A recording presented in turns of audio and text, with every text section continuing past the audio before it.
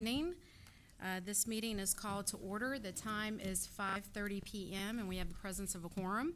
This meeting has been called and notice of the meeting has been posted in the time and manner required by law. Purpose of this meeting this evening is to have a budget hearing on the proposed tax rates and budgets for the 2016-17 year. Dr. Dupree? Yes, ma'am. As you know, we've been talking about the 2016-17 budget since January, and really even before that. But tonight, we're kind of at that place where we have now called the official hearing, and in the next few weeks, we'll actually ask you to adopt the budget for the coming school year. So for this formal hearing, Steve will do a review of everything the board has heard on several occasions, along with a little bit of new information for discussion. And then at some point later on, we'll then take any community feedback related to the budget. So I'll turn it over to our CFO, Steve Bassett. Thank you, sir, Madam President, members of the board.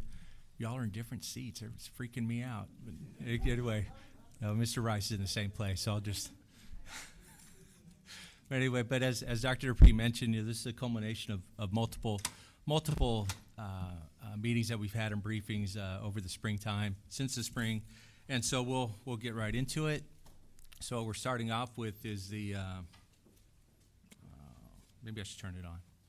Okay, what we're starting off with is just the legal authorization or the need to set up the budget. And so it's in the actual Texas Education Code and TEA. And so this just outlines some of the legal reasons why we have to go through this process. So... Getting into the budget itself, our budget is going to be $7,966 per student.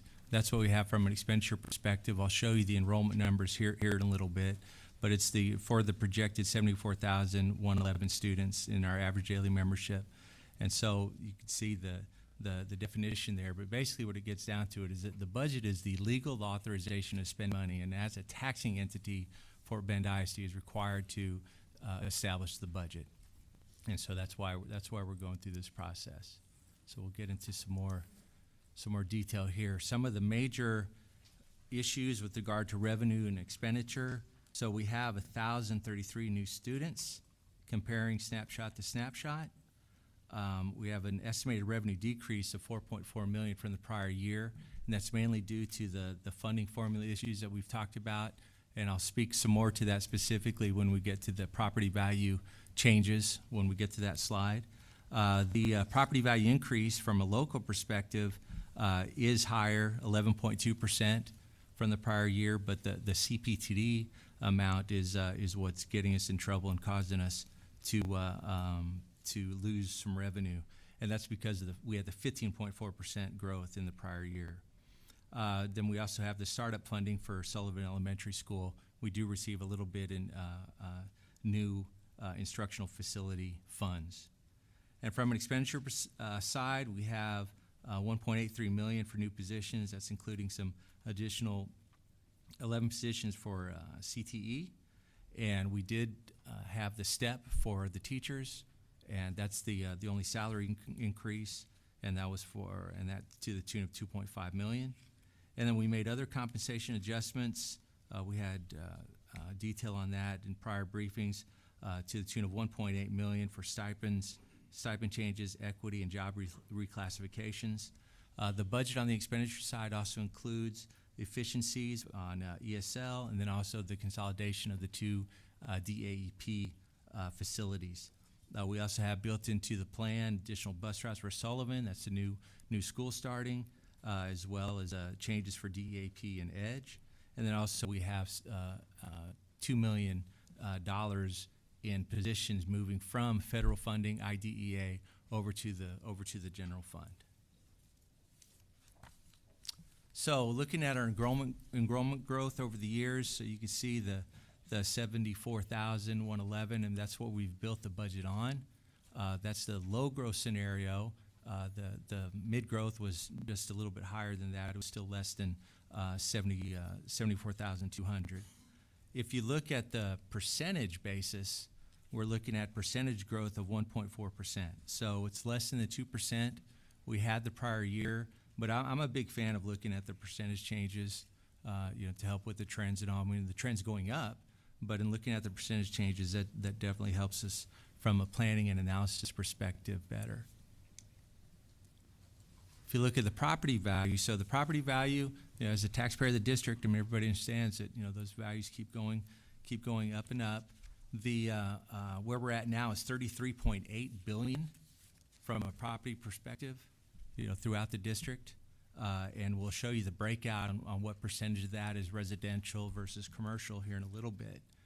But again, getting to those annual changes, you could see that we had last year, really balloon up of 15.4 million, which really helped us from a revenue perspective in 15-16.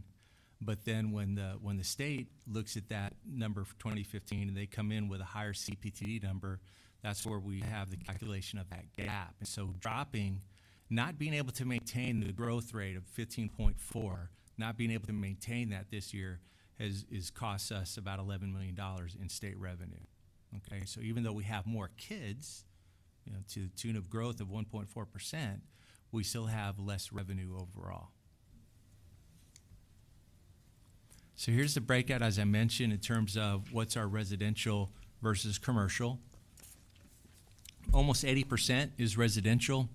I mean, we are a housing community with most of the folks commuting into the city, but we're definitely high end on the residential side in comparison to our peers. So when you look at the revenue, we have 588.8 is in the plan, and you can see how that breaks out with 62% of that being local, 37% of that being state, and just 1% on the federal side. So there's two different ways to look at the budget, and one is by function. The function code, which is the purpose of how things are spent, that's what the board actually adopts. They adopt the budget on a function code basis. We also show object, and we'll show that next. Did they get the handout for the? So there was one of the questions that we had was more detail on what the function codes were, and so there's a 4-page handout that was at your place that gets into function 11 is instruction, function 12 gets into media services, which includes library, and so you can see all of those functions. And on this, what we do is we break out. We don't list all of the functions. We put them in the major groups. So the 3 function codes that start with number 1, that's in the 1X group, and so that's all the instruction-related ones. So again, that's classroom instruction and library and curriculum development. That's the 1X section. The 2X is also on the campuses. That's when you get into the instructional leadership and the campus staff, the administrative staff, and then on down. The number 4X is just function 41 by itself, and that's administrative and support services.